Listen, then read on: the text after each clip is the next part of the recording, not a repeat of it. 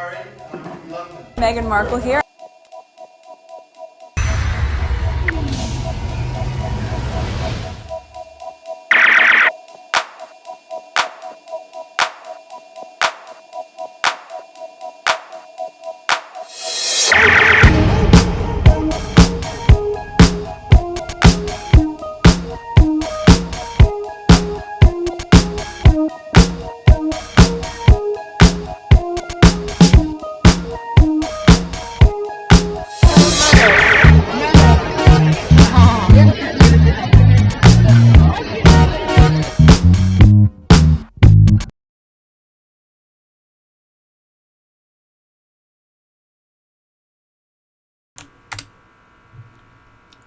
Alright. In other words, precancerous cells as per Sky News in 2024, but we were told these were found afterwards and whatever they removed during the operation. And it was also mentioned she was informed over the phone, there's the thinking face here, so now she was in hospital when she learned of her precancerous cell. It will be year 2050 and this story will still be changing. So this is from Town and Country. There's no date, so I don't know when this was published. Brownie's mommy's gentle talk about how much better she feels since coming home from the hospital in January, how she looked forward to having fun with them over the next 2 weeks. Kate also explained why she sometimes still needed to rest, that when she was in the hospital, doctor found just a few of these tiny cancer cells, and to make sure they won't come back, mommy was taking some special medicine. It's the medicine, she told them, that sometimes made her tired. Okay, I don't know. Let me read what's there. Bottom up. KP make up some stories as they go along. Yeah, the moment whatever nonsense come out of their mouth, they forget about it. Whatever the situation is, they frame a story around it. They don't care. In other words, they found the new tiny cyst and decided to blow it out of proportion in order to use it as a scapegoat, or nothing at all happened, just lies as usual. Precancerous is not the same as early stage cancer. KP, no cancer present. KP, cancer was present, then confused the hell of real doctor when she said preventative chemo. Then it became cancer and chemo. Then Sky News said precancer. KP waited 2 months before correcting. All I remember when she made that video of her talking about cancer, she had cancer. My cousin, who doesn't even watch Harry and Meghan stuff or any of my videos, she said, oh, there's CNN talking about that cancer thing. And I was like, not even CNN. I was like, she doesn't have cancer.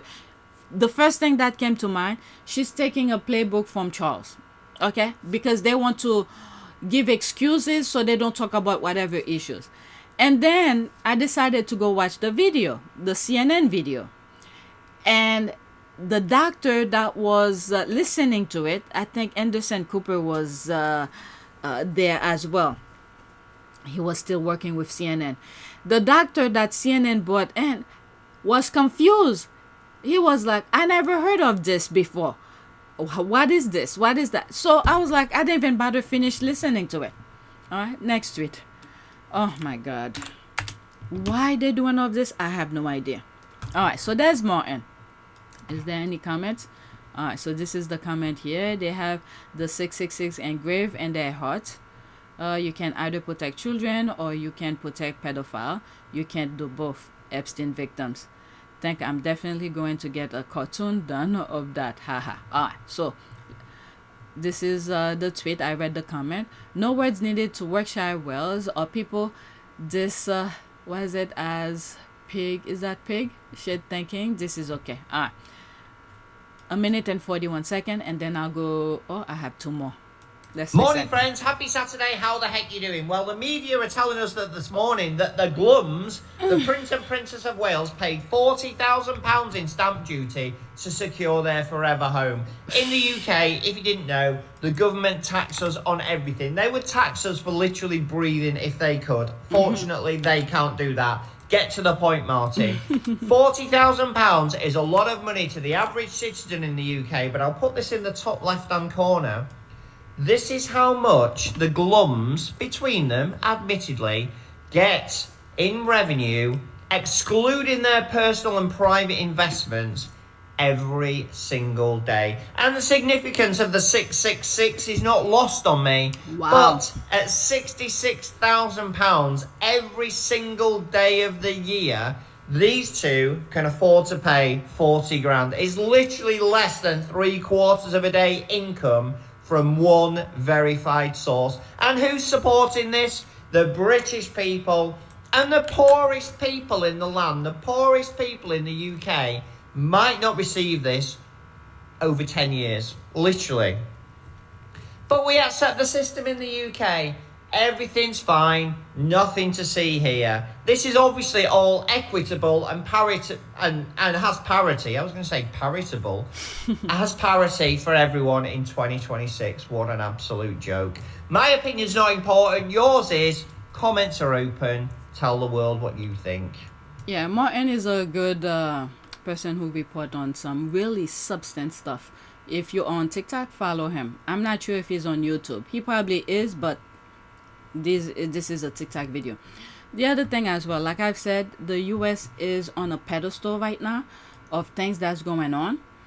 So the moment things don't go too well in the US, whatever happened in the US will happen in other countries, because there are some white American who seeing the light. Okay, so let me leave it as that, because I could see certain things may happen. What the hell? All right, so this is the next tweet here. Meghan Markle, Duchess of Sussex, an inspiration, a survivor who continues to rise like a phoenix. That should have been on video on PYTE. It's 2 minutes and 10 seconds. All right, period. That's the only comment. After this, I'll go straight to my last one and then do a prayer. So the reason why Meghan Markle is an inspiration for me as a black female creative, and should be an inspiration for black women anyway, is because she has survived so many years of... And let's just say, yes, a lot of black women, yes, because black women go through a lot of things globally. But women in particular, women in general, completely, because she exemplifies what many of us should possess, aspire to be as well. Let's continue. Abuse, bullying, racist bullying, and she is rising, and she is rising, and she is rising. Like Maya Angelou, I rise, and that's what she's doing. But she kept her mental health in check. She kept a hold of that. She looked after that by leaving. Okay, something I've said in past videos, where when she realized that she was having a mental breakdown, she had the mindset, the recognition, the moment to realize it and then bring it up to Harry. All right, I've responded to that. There's some people who said, oh, what happened, how could Harry get professional help and then Meghan did not, and things like that. Harry did his best. Harry did his best. What I think happened with the palace, they didn't want documentation of it. That's why they did not want to help her. That's why the palace did not want to help her. So Harry did the next best thing, because he wanted to keep it private, went to his mother's side of the family, and then they did what they could to help Meghan. Okay? So let's continue. I mean, some of us in the creative industries, we do receive a lot of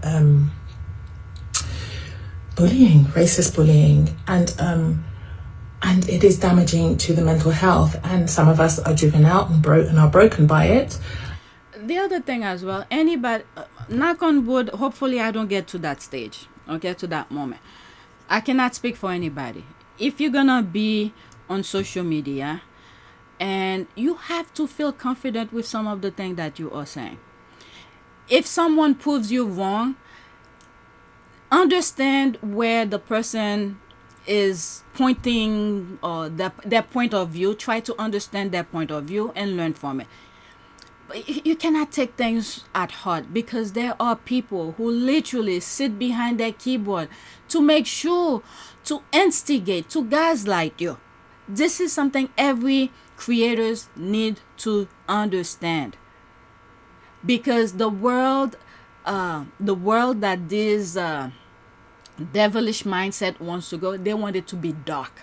If you are spreading positive information, those evil bats will sit behind their keyboard to make sure to instigate. They understand psychology type of things. Okay? So they know what will trigger you. So, again, I'm not an expert on this, and I cannot speak for everybody, and I also for myself, knock on wood, I never get to that point. But sometimes you need to put yourself in that perspective. There are people who do not want you to achieve. Now, do you want to follow these people or listen to them? Okay, so as creators, think of this, and hopefully I don't get to that point. Okay, I'm not perfect, but I'm just saying. And some of us stay, and carry on, but we are broken, and that is what the goal is, to break us. Mm-hmm. And Meghan wasn't going to stand for that, and did not stand for that, and she left. And what's so funny, what I think is amazing about her, and so clever, I mean, it's weird how she's criticised for being clever. How can being clever be a criticism? This is the darkness speaking from these people, not her in particular, just the derangers. They want you to see darkness. They want to promote darkness in whatever form it may come. Anybody who's showing positivity, things that God like, will want you to see the bright light and things like that. Nope. Those derangers, the devilish mindset, want you to be in darkness. They want up to be down and down to be up. Confuse you completely. Alright? This is, like I've said before, we are fighting a spiritual battle right now. So she's what's so clever about her is that she didn't change. That's right. She was a great social media influencer before she got married, and she's kind of doing it now. She's coming back to, she's just doing what she wants to do. And I wouldn't be surprised if she started acting again. I just wouldn't be surprised, because, she wasn't going to change for anybody. She was going to be herself. She was not going to limit herself, make herself small, do any of that. And black women do that. We try and twist and shape and do stuff so that we can be accepted. But look at Meghan Markle. She was never going to be accepted, and she wasn't even that black. And this is the thing, I think, what makes the world heading in that direction. Well-minded people, okay, whatever platform, religion, political, whatever branch of things you are, the well-minded one who understand, and then when they see a crazy person doing their nonsense, they somewhat find a way to not really accept it, but let a leeway. Okay, let it go by without any punishment, and say, oh, okay, we're gonna be the better person here. And then those evil, crazy people take hand. The moment they got the green light to go ahead, and this is where we are now. They flourish, they spread their nonsense, and then they're going to the next level. So the moment we see evil, we need to put a stop to it. And I hope we are learning right now, because the world is facing it right now. So for us, we can't bend and twist. No more bending and twisting. That's right. We go to where we are wanted. We go to where we thrive. And like Maya Angelou, we will rise. If it wasn't too long, I would have played completely without me stopping, but I need to stop. All right, let's do a prayer. That was my last video. Did I finish it? Video about Meghan. Let me make sure. 75. Nope, I had one more. Okay, I almost skipped that. This is my last one. There's no caption, so let's listen. To be very clear, because words matter, Meghan stated there were people who were concerned about his skin color, what his complexion may be, which those of us in the know understood that meant, is he going to be able to pass for white? I have that clip. That was during the Oprah interview. And then I think she made a slight correction when Oprah said something But Meghan made sure to correct Oprah and said, no, Harry. I think she was saying it was Harry they spoke to, not her. All right, I'll put the clip. There it is. So, concerns and conversations about how dark his skin might be when he's born. What? There are several conversations. There's a about conversation with you it. With Harry. about how dark your baby is going to be? Potentially, and what that would mean or look like. From the Oprah interview. And I know some people will come over and say, well, Carol, a lot of people say, will my child have my husband's eyes? Will my child? You're correct. But that's a different language than being concerned about his skin tone. Concerns and conversations about how dark his skin might be when he's born. So, just FYI. And the universe said, hold my beer and look at the kids. Red hair, everything. This is the next video, and that'll be it. Wow, okay, so you're going to be shocked at this, but I actually agree with you that you identified them yesterday, and let me explain to you why. Because everybody in the royal circle knew who it was, all the royal journalists knew who it was, I've spoken to people who knew who it was. The fact that they've been named didn't come as a surprise to me, because it's fairly common knowledge among journalists I actually who it don't was. think many journalists knew about Princess of Wales. I think they thought it was another member of the royal family. But you with accept Charles. that Well, I was wouldn't actually you? surprised, but I was not surprised that, again, it made it even. Let's not forget, Wow, Piers okay, Morgan. so you're gonna Okay? When the thing about the skin color came about, it's a long story here. Let me see if I could simplify it. Because the institution wanted to clarify. This is the sneaky, mentally kind of thing that these people are so good at. They want to clarify what Meghan raised and Harry and Meghan raised in the Oprah interview regarding the skin color. Concerns and conversations about how dark his skin might be when he's born. Prince Harry confirming the allegation. That conversation I'm never going to share. But at the time it was awkward. I was a bit shocked. How they try to clarify it. Now, in Omid's book, The Endgame, and it's like the palace wants to do it, but yet they don't want to be the one to say it. Omid did a book titled The Endgame. In that book, it was translated several different languages. But for some reason, in one of those languages, was it Netherlands? One language, I don't remember which language it was, that they made the error. That they claim, they name who said the skin color of the, who talked to Harry about the skin color of the baby, which would have been Archie at the time. Now, Omid said, look, I wrote the book. There's nowhere in the book where I said such thing. The book's available in a number of languages, and unfortunately I can't speak Dutch, so I haven't seen the copy for myself, but if there have been any translation errors, I'm sure the publishers got it under control. For me, I edited and wrote the English version. There's never been a version that I've produced that has names in it. And I don't know what happened behind the scene with Omid and the publisher, but in English, it whatever the edited that mentioned about the skin color wasn't in it, and other different languages it was never mentioned. So when Omid came out and corrected and said, I never said anything like that in my book, Piers Morgan went on national television, and I think this is why they wanted, because they want a source, they want a foundation, so they don't be sued for defamation. So they wanted a source for it.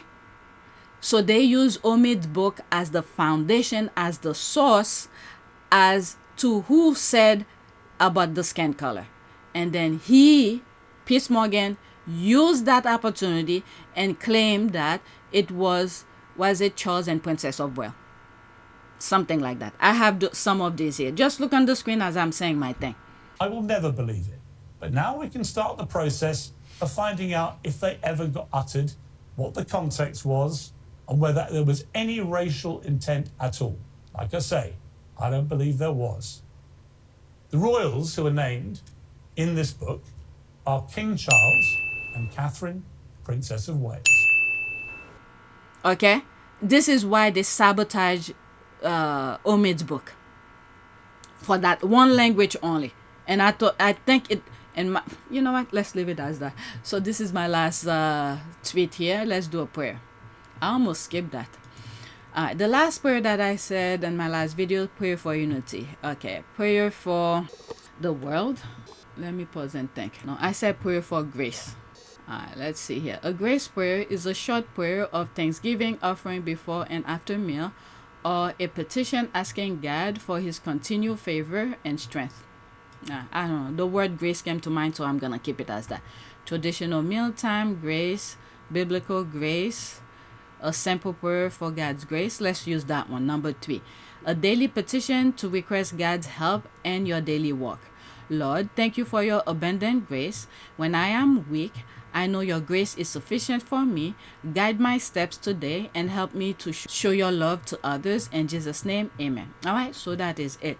Please take a moment to subscribe, like, and share. If you want to support this channel, there's a PayPal link and a Cash App link in the description. You could donate. Those who have donated, thank you. All right, so that's it. I think I'm going to do one more video. That video has nothing to do. Oh my God, this is why those things are. That video will have nothing to do with Harry and Meghan. It's just random things. So the first tweet will be this about Serena returning as playing. Okay, so that's from JTB. All right, so that's it. Thanks for watching.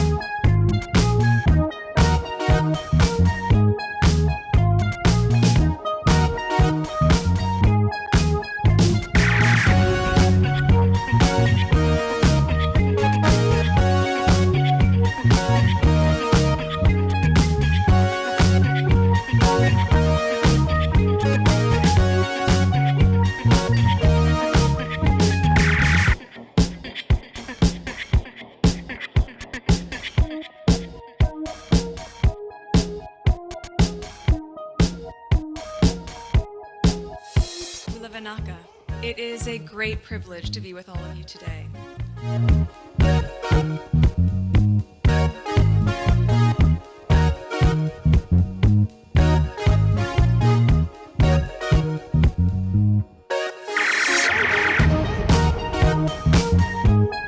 You know, we ask for forgiveness and please come back.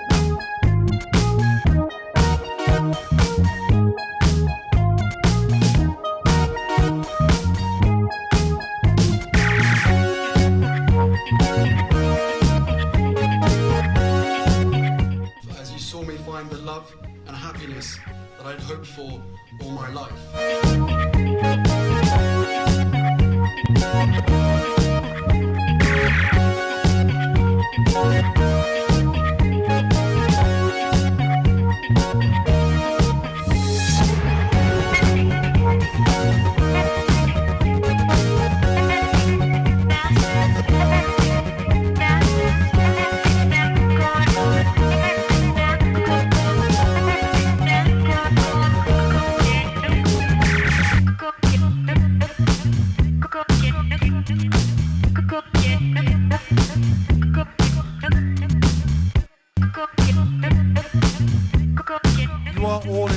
together. And if I may speak personally, we are all in this together. Because asking for help was one of the best decisions that I ever made. You will be continually amazed how life changes for the better